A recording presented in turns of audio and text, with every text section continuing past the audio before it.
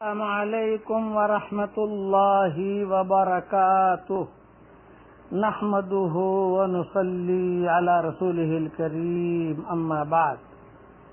روزے کے متعلق یہ سبق ہے، دھیان سے سنیے۔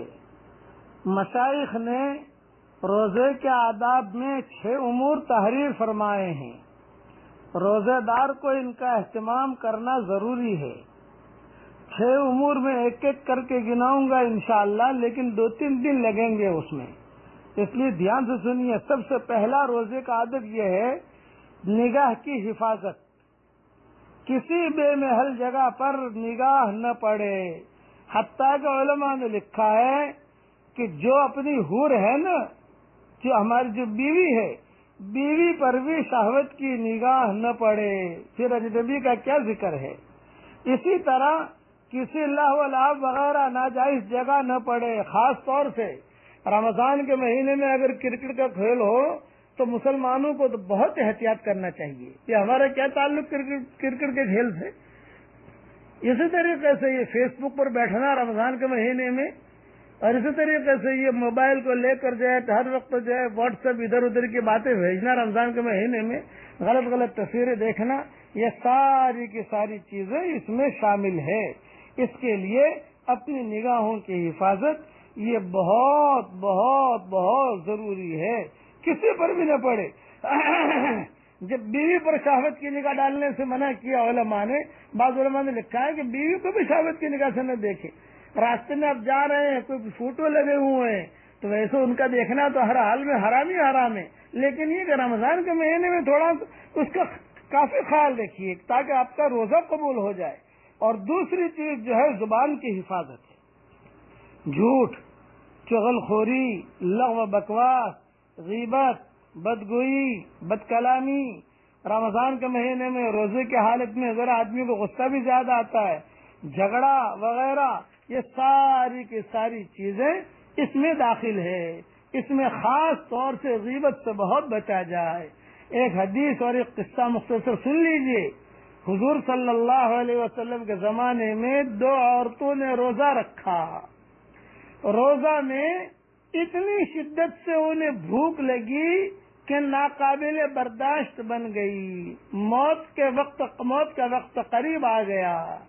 حضور صحابہ نے حضور صلی اللہ علیہ وسلم سے دریافت کیا کہ حضرت یہ تو بالکل مردے کے قریب ہے دونوں عورتیں، تو کیا کریں؟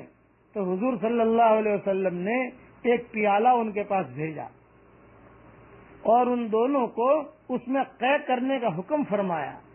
دونوں نے قے کی، الٹی کی، قے کہتے الٹی کو، الٹی کی تو اس میں گوشت کے ٹکڑے اور تازہ کھایا ہوا خون نکلا۔ لوگوں کی حیرت ہوئی تو حضور صلی اللہ علیہ وسلم نے ارشاد فرمایا کہ انہوں نے حق تعالی شانہ کی حلال روزی سے تو روزہ رکھا اور حرام چیزوں کو کھایا کہ دونوں عورتیں لوگوں کی غیبتیں کرتی رہیں۔ اس حدیث سے 2 باتیں معلوم ہوئی کہ جو آدمی، جو عورت جتنی زیادہ غیبت کرے گی روزے کی حالت میں، اس کو روزہ اتنا ہی بھاری لگے گا جتنا عورتوں کو بھاری لگا۔ اور غیبت کی وجہ سے ان کے جو روزے کی حالت ہوئی تمہارے سامنے ہے۔ حضور صلی اللہ علیہ وسلم نے کہا کہ حلال روزے سے تو روزہ رکھا اور غیبت کی۔ یہ غیبت میں مرد بھی آگے نہیں، یعنی پیچھے نہیں، عورتیں بھی پیچھے نہیں۔ اور اللہ معاف فرمائے، عوام کی بات نہیں، آج تو خواص علماء کے اندر یہ مرض پھیلا ہوا ہے، یہ مرض۔ اور بہت کہتے ہوئے شرم آتی ہے کہ اچھے مجلسوں کے اندر غیبت ہے تو غیبت، اچھا منع کرو کہ صاحب غیبت ہو رہی ہے، نہ غیبت نہیں ہو رہی ہے، تو میں قصہ بیان کر رہا ہوں، یہ اور بڑا گناہ۔ اس کے لیے یہ بہت اس کا خیال رکھیں۔ غیبت کے بارے میں معراج میں جب حضور صلی اللہ علیہ وسلم تشریف لے گئے تھے تو بڑی وعیدت، چلو معراج کے قصے تو اپنی جگہ ہیں، لیکن قرآن شریف میں اللہ نے فرما دیا لا یغتب بعضکم بعضا ایحب احدکم ان یاکل لحم اخیہ میتا فکرہتموہ واتقوا اللہ ان اللہ تواب الرحیم، کہ کسی کی غیبت مت کرو۔ غیبت کرو گے تو اپنے بھائی کا گویا کہ یعنی اس کا گوشت کھا رہے ہو۔ یعنی تو روزے کے اندر حضور صلی اللہ علیہ وسلم نے خاص طور سے منع کیا۔ اللہ تعالیٰ غیبتوں سے ہم سب کی اللہ حفاظت کرے۔ خواص کو، عوام کو، مردوں کو، عورتوں کو، اور علماء کو، اور مقربین کو، چھوٹوں کو، بڑوں کو اللہ تعالیٰ اس سب سے ہم سب کی حفاظت فرمائے. بقیہ تفصیل کل انشاءاللہ.